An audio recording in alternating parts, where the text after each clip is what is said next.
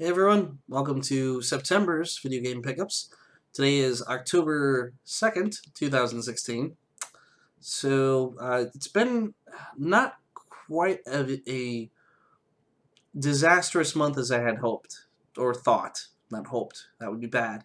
A lot of games were actually pushed back from September to October and November, which I'm thankful for, as well as my wallet. So there was some really decent games that came out though. I'm kind of excited. I've started a couple of new video games, such as Cold Steel or Trails of Cold Steel 1. Finally starting that about an hour and a half into it. Really liking it.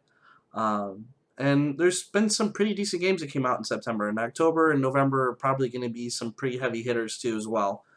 Since winter times are coming in, most summer's starting to wind down. People will start getting into gaming again. But we're going to start off, I guess, with a rather interesting one that I've seen a lot of people on YouTube talk about in the last few months. It's a PSP game called Pocket Pool. What's unique about this one is it's a rated M sports game for the PSP. Basically, you play pool against a bunch of girls, and as you progress through the game, you unlock some screens of them in scantily clad outfits or bikinis. It is rated M. And it's also seemed to be going up in price. I happened to find a copy for about 20 bucks. I'm not sure exactly what it goes for right now on eBay or Amazon or any of those, but it is one of those recommended games that people are saying you should probably go find, as it's the only pool game that's available for the PSP as far as I know. Maybe I'm wrong, as from what I've heard anyway. And my PSP collection isn't all that big. I think I only have about maybe 10 to 12 games for that system. But I like the PSP. So I figured, why not? I came across the copy; it was complete. Might as well go for it, right? Next one I picked up is actually we'll just go with this one.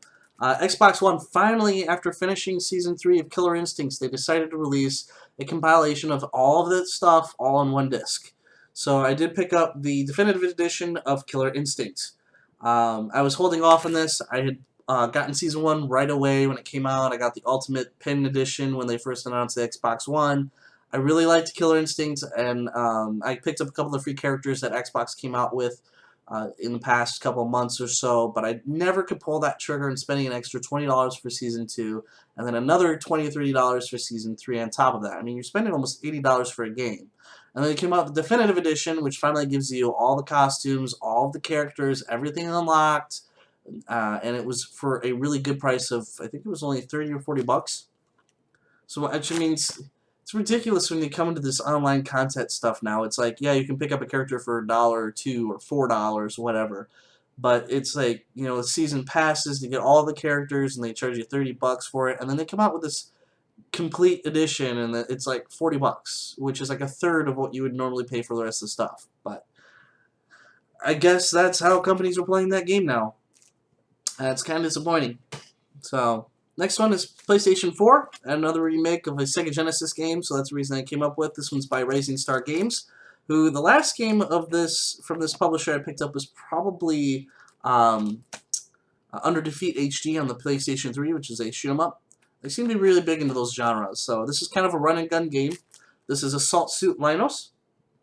I have not had a chance to play with this yet, but a lot of people are saying it's actually pretty good. Some people are like, yeah, it's kind of the same thing as the original Genesis game, but I was kind of excited, and this one is seemingly kind of getting harder to find. So I'm not sure what is available. GameStop had a couple copies, and I think Amazon seems to be kind of sold out from time to time. But now we're done to the Vita games, the big stuff everybody waits for. I got the special edition of Mayq, Labyrinth of Death, which includes an art book, soundtrack, the video game, and this rather interesting mouse pad. Squishy. So, which will probably eventually replace my current one that I'm using. This one I've had for probably 4 to 5 years now. And this is from Argus Roar. So, I guess you can say I'm a big fan of these, these booby mouse pads, I guess. I don't know. I find them nice. They feel good on the wrist. So we'll see how this one seems to be a little bit better. But, I don't know. I guess that's just the perv of me. Next game, I actually watched the first 6 episodes of this anime series on Hulu I purposely signed up for the 30-day trial because people were saying it was actually pretty good, and they were right. I actually got into the series. I kind of wish there was more in English. I'm not big on subtitles unless that's my only option. I kind of like to do multiple things when I have anime running in the background. Usually I'm working on other projects, websites, or whatever. So it's kind of difficult for me to get into subtitled anime. It's easier if it's in English, so I can just listen to it and briefly glance over and see what's happening. So this one is Psycho Pass Mandatory Happiness. And this series has kind of it's a sci-fi thrill detective series, which kind of gives me a Ghost in the Shell type vibe. I really enjoy some of the detective anime series, and this one was pretty good. I was really impressed with it. I might end up picking up the series maybe on Blu-ray or something someday, because I really want to see more of this. And there's, I guess, 2 seasons of this already. So, yeah, I just kind of want to get into that. And of course, your mandatory limited run games. So I did get my copies of Rainbow Moon and Dragon. I don't know what this other one is. Dragon Fantasy. I guess Rainbow Moon was pretty good. A lot of people were kind of turned off by Dragon Fantasy. I don't know. Of course, there was 2 more games released on the 30th of September, which I'm not counting because they're not in my hands yet, and I probably won't be here for another week and a half, 2 weeks. So, and then the last game I actually ended up picking up for the Vita was Trails of Cold Steel 2. And I think, as I mentioned before, I started Trails of Cold Steel 1. I'm about an hour and a half into it. I'm actually really enjoying the game, too.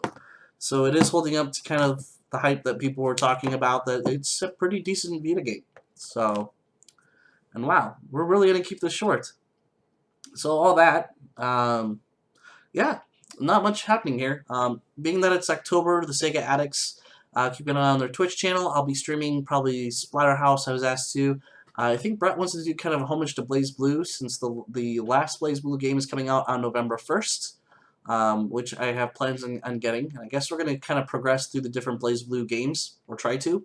I'd also like to get some Darkstalkers time in, being that it's October, it just fits really well. And I guess we'll kind of see what happens from there. So, yeah. But again, if you haven't check us out on Sega Addicts or twitch.tv/Sega Addicts. I'm on there, a couple times a week. Sometimes I do late night gaming streaming on there. I haven't done a whole lot on my own personal channel.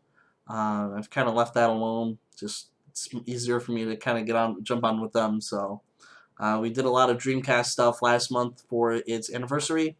So yeah, some fun stuff.